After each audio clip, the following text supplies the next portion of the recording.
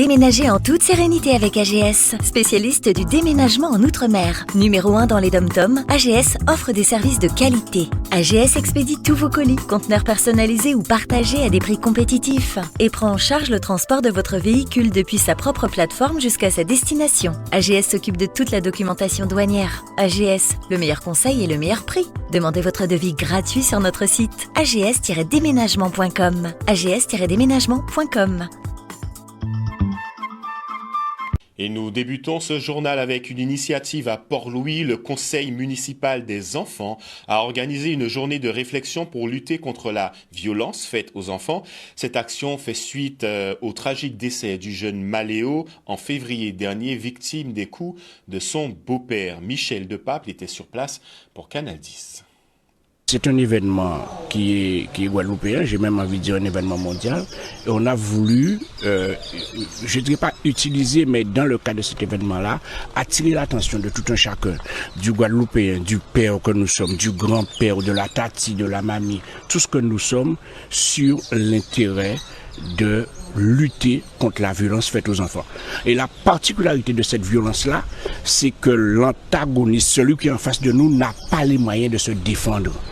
Nous ne sommes pas à la guerre, nous ne sommes pas dans un combat de boxe. Le petit qui est en face de nous n'a pas les moyens de se défendre. Donc on est tout à fait en droit au niveau du conseil municipal des enfants, parce que je précise que c'est une initiative qui vient des enfants, parce qu'on a créé le conseil municipal des enfants il n'y a pas longtemps, et les enfants ont souhaité organiser quelque chose.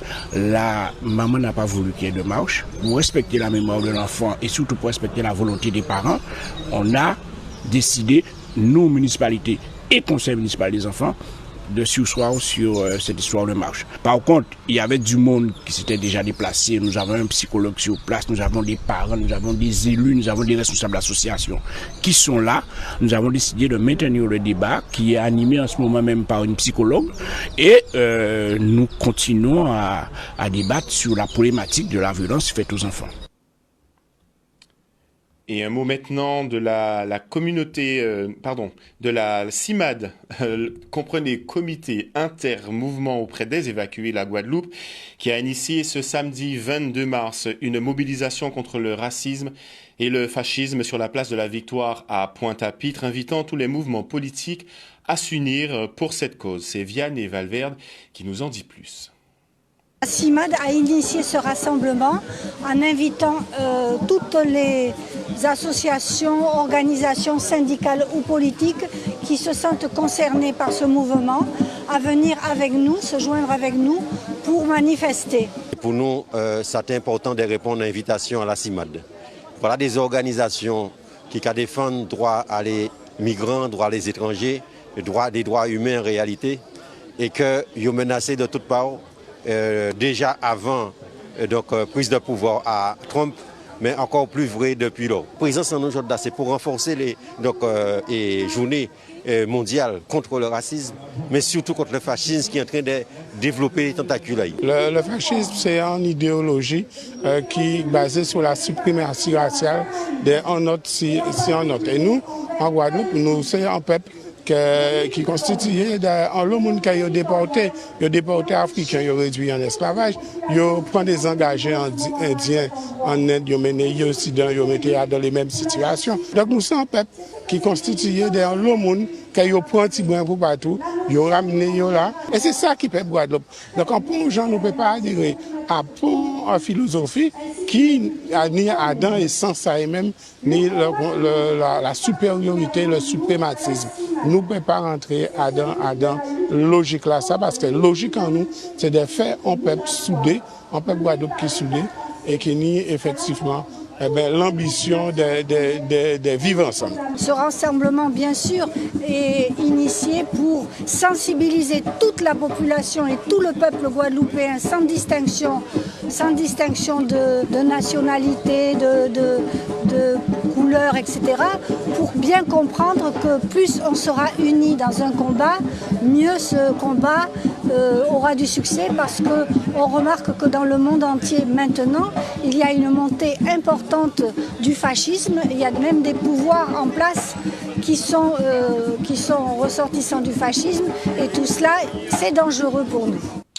Et prenons maintenant la direction du Memorial Act où le groupement d'action locale pour la pêche et l'aquaculture a lancé un appel à projet visant à soutenir la filière pêche dans le cadre de l'économie bleue. Cap Excellence, à ce titre, a organisé des ateliers d'accompagnement destinés aux professionnels ainsi qu'une conférence de presse. C'est Nicolas Hachi qui était présent pour Canadis.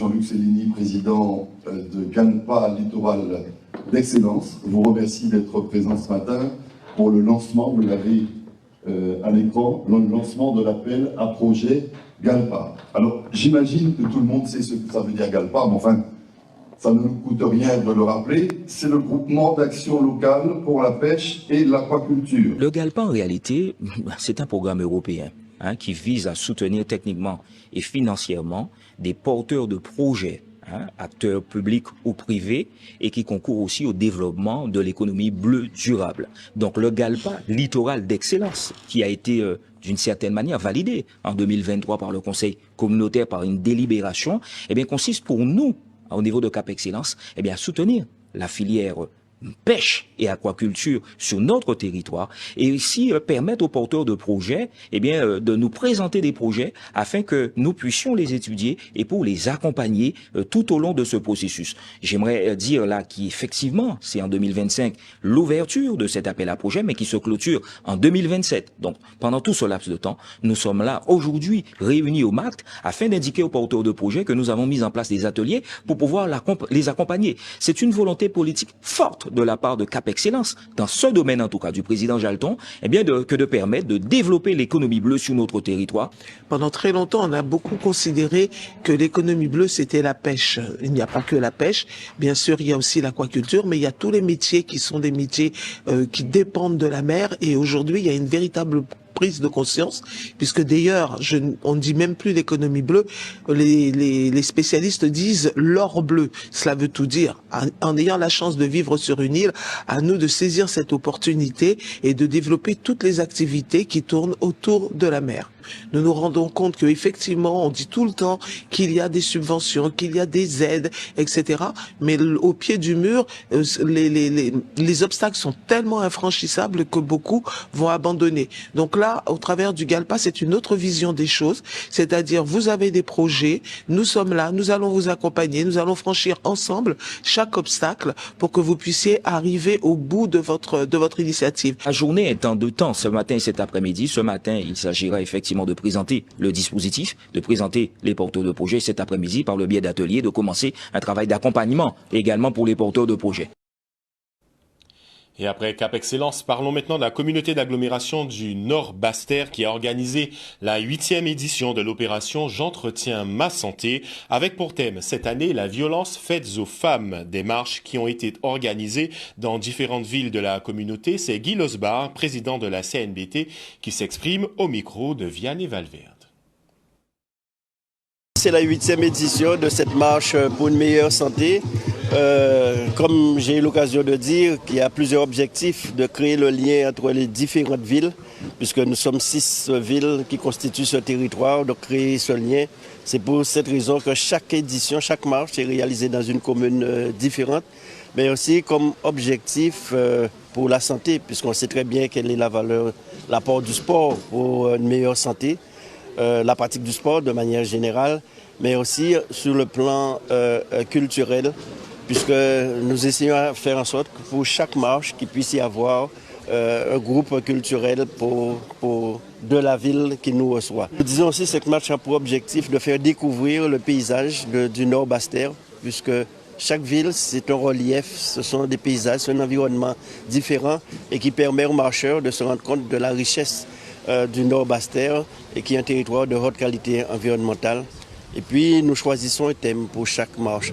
Aujourd'hui, c'est violences faites aux femmes en prolongement de la journée du 8 mars parce que c'est une question importante et qui nous concerne tous puisqu'il y a trop de violences intrafamiliales.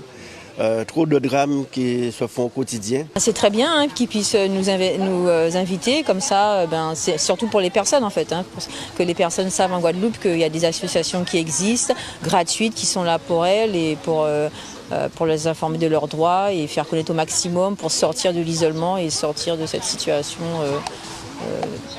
qui, hélas, vraiment se propage en Guadeloupe, quoi. Prend beaucoup d'ampleur, c'est triste.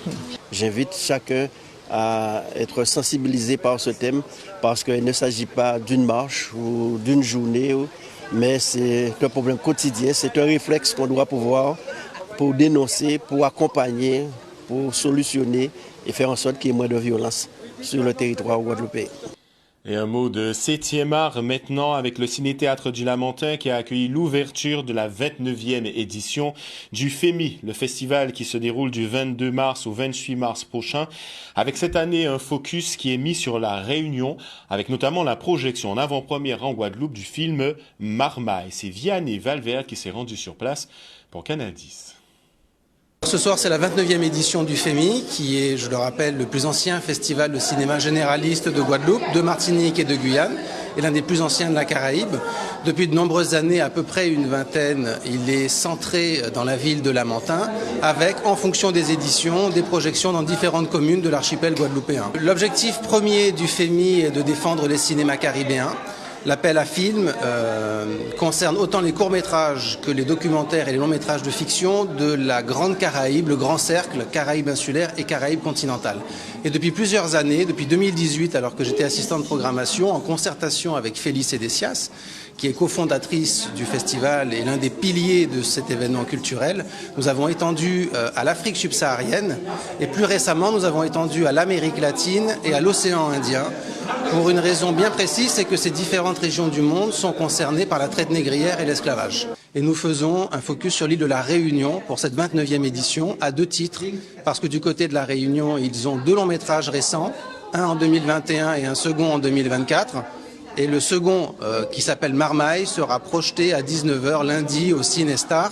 Et c'est une avant-première en Guadeloupe, puisqu'il n'a pas eu de sortie sur notre territoire. Un gros bravo à tous les gens qui sont derrière ce genre d'initiative, parce que c'est un peu comme le iceberg, quoi. Il y a tout le côté qu'on voit, ok, dont les acteurs, les réalisateurs, mais en coulisses, il y a beaucoup de gens qui travaillent, qui ont poussé, et voir, ça peut prendre des années jusqu'à ce qu'ils aient un oui, ok, du pouvoir en place. Donc vraiment, je vous invite vraiment à venir parce que c'est des choses, ça a pris du temps pour se mettre en place et ça prouve que tout est possible, quoi, ok? Donc venez participer au festival, les portes sont ouvertes pour le 7e art, aussi pour le public, pour les réalisateurs, pour les artistes, donc venez nombreux, quoi. Et oui, venez nombreux pour soutenir le FEMI. Prenons maintenant le volant pour Basse-Terre avec la première édition du slalom féminin, une compétition automobile dédiée aux femmes pilotes. Avec malgré une participation timide cette année, l'événement s'annonce prometteur et contribue à déconstruire les stéréotypes sur la conduite féminine. C'est Olivier Félix qui était sur place. Ça fait 2 ans qu'on essaie de faire cette manifestation. Donc là, cette année, on a fait le forcing et il y a eu 6 participantes. C'était un peu timide, mais pour les prochaines, j'espère que les femmes voudront mettre leur talent devant un volant. L'ensemble des participantes sont satisfaites de la manifestation, de l'épreuve en elle-même. Elles ont découvert, au fur et à mesure, elles ont pris confiance derrière le volant. Et elles se sont amusées. Donc je les invite justement à passer le mot. Et pour celles qui étaient là, on dira que ça sera pour la prochaine. Et nous, en tant qu'organisateurs, on fera aussi des efforts pour les attirer, pour les entraîner à venir s'amuser. Aujourd'hui, je tiens à remercier toutes les filles qui ont participé et qui ont joué le jeu parce que grâce à elles, en fait, on arrive à ça et toutes nos voitures rentrent très bien. Toutes les filles ont passé les obstacles très bien et je suis fière de nous. Voilà. Donc, j'espère que pour la 2e édition, effectivement, on aura réussi à motiver quelques femmes à venir nous rejoindre et à faire partir le slalom des femmes en Guadeloupe et surtout à Basse-Terre. Je pense que oui, ça peut ouvrir des portes aussi pour le rallye, pourquoi pas, puisqu'effectivement, c'est une première pente et peut-être qu'en faisant plusieurs fois, en répétant effectivement le slalom femme, ça donnera envie justement à ces femmes d'aller plus loin et de s'inscrire effectivement pour le rallye. On aime quelque chose, j'aime tout ce qui est sensation forte, tout ce qui est course de voiture, de moto, donc non, ça a été bénéfique parce que je connais ma voiture, donc j'étais à l'aise et je pense que c'était un point fort. C'est ma voiture de tous les jours, donc à la base j'aurais voulu courir sur une Twingo RS, pas de course mais une Twingo normale. mais elle est en panne, donc elle n'est pas encore réparée. Donc la prochaine fois, s'il y a un autre slalom, j'essaierai de venir avec plutôt, parce que je pense que c'est plus sympa quand même de passer les vitesses et voilà, on a quand même peut-être plus de maîtrise sur le véhicule. Mais voilà, c'est ma voiture de tous les jours en fait, donc je suis venu avec.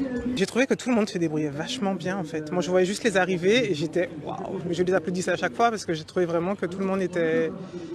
Il y avait vraiment, enfin, je pense qu'elles se sont toutes bien amusées. Je pense que avec les moyens, il y a beaucoup de femmes qui pourraient faire de la course sans problème. Et, enfin, on a l'exemple de Myriam Coyer, mais il y en a d'autres en fait, donc carrément. Ça a été très positif dans la mesure que c'est vrai, il pouvait y avoir plus de participants, mais c'est vrai que c'est déjà d'avoir les participants, leur motivation, l'envie de l'ASA justement de garder cette édition aujourd'hui qui s'est très très bien passée. Et je crois qu'on a eu des pilotes valeureuses et c'était technique. Et on constate que déjà, ça ne fait que faire progresser le sport féminin en général et surtout l'audience même du sport féminin en Guadeloupe. On a déjà annoncé la couleur que l'année prochaine, on sera sur la 2e édition durant la période de la journée de la femme. Si ça tombe dans la semaine, on le fera le dimanche. Et l'invitation est lancée, gageons qu'elles seront beaucoup plus nombreuses à participer à cette compétition l'année prochaine. Et rajoutons maintenant une touche de joie et de tendresse à ce journal avec cette initiative de la ville de Petit-Bourg qui a organisé ce week-end la traditionnelle cérémonie des nouveau-nés, un moment de convivialité et d'émotion où les familles ayant accueilli un enfant en 2025 ont été reçues officiellement par la ville. C'est le maire de Petit-Bourg, David Nebor, qui est au micro de Nicolas Hachi pour nous expliquer cette édition. Un rendez-vous annuel, nous tenons à être fidèles à ce rendez-vous-là, nous tenons à tout mettre en œuvre pour que nos familles, nos nouvelles familles qui arrivent à Petit-Bourg, mais aussi nos familles traditionnelles, classiques, historiques de la ville de Petit-Bourg, nos enfants qui sont nés à Petit-Bourg, qui ont grandi à Petit-Bourg, qui aujourd'hui enfantent à Petit-Bourg. Nous sommes fiers de ça, recevoir de nouvelles familles qui viennent d'ailleurs, qui s'installent à Petit-Bourg et qui voient aussi naître leurs enfants. Nous nous faisons un devoir de les recevoir dans les meilleures conditions. C'est avec fierté que vous assumez votre rôle de marraine aujourd'hui? Avec beaucoup de fierté. Ça fait que déjà, ça fait 44 ans que je fais ce métier. J'ai eu garderie, crèche et centre de loisirs maintenant. Alors ça fait déjà un bail qu'on côtoie les petits, les grands, les petits, les moyens de Petit-Bourg. Maintenant, effectivement, on parle beaucoup à nos enfants. C'est une très bonne chose. Encore mieux qu'encore que les parents, parce que systématiquement, dès que ça n'allait pas, c'était papa. Maintenant, on ne donne pas. Mais on parle beaucoup. Mais parler, mais savoir bien éduquer, bien dire ce qu'il faut. Ne pas avoir peur. Ne pas avoir peur, ne pas laisser les enfants faire ce qu'ils veulent. Je dirais que cette cérémonie, elle est nécessaire, je pense, pour reconnaître quand même les enfants de la ville. Très important pour ces petits bouts de chou qui naissent, puisqu'il n'y en a pas beaucoup de nos jours. Et merci à la ville pour ce qu'il fait, parce que c'est rare. C'est une fierté vraiment quand nous rencontrons nos familles, qu'ils disent qu'ils sont fiers d'avoir fait le choix de Petit-Bourg, d'avoir habité à Petit-Bourg. Les gens sont contents et nous voulons leur dire merci aussi pour tout cela. Ils nous font confiance, même si tout n'est pas parfait. Mais ils nous font confiance et comptent sur nous pour un meilleur développement, comptent sur nous pour justement préserver le cadre de vie, le protéger, l'améliorer. Voilà.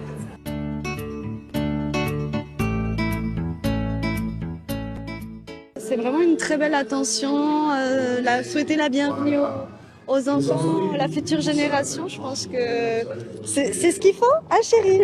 Hein, on dit. Tu veux dire quelque chose, mon amour?